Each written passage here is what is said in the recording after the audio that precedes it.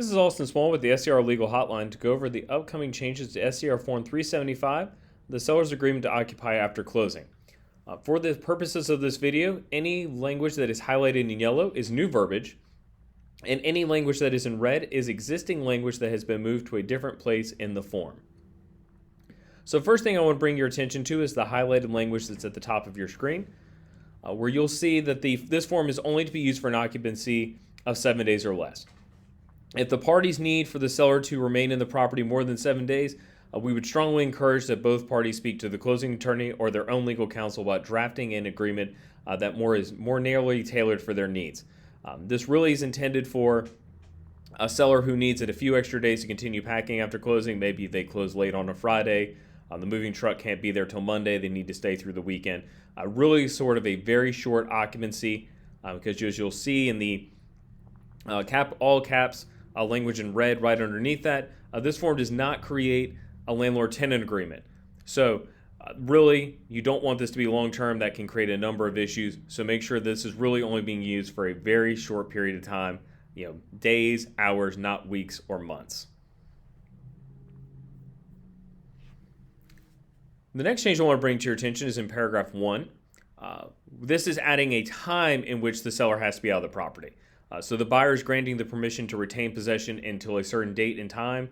The seller needs to follow that and be out by that time period. But the inclusion of a date was something the Forms Committee had asked for, and so we had put that in there. Number 2, this is very important to make sure your client is aware of this, and if they're drafting their own separate agreement, make sure that this is included, that the buyer is going to inform their lender about this agreement and make sure that having a seller occupy after closing agreement is not going to interfere with the loan product that they selected.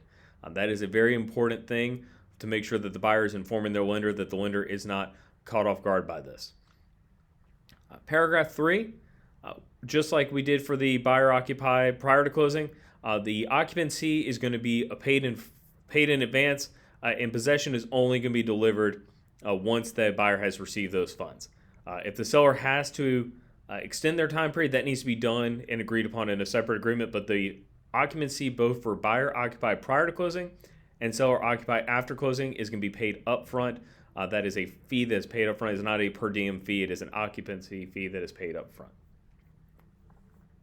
And then the only change we made on paragraph 2 was changing any reference to rent to occupancy fee. So this is the upcoming changes to SCR Form 375. If you have any questions on this change or any other change, please give us a call on the legal hotline. And please encourage you to attend our upcoming forms webinar on March the 8th, where we'll be going over this form change and all the other forms change in a little bit more detail. Thank you.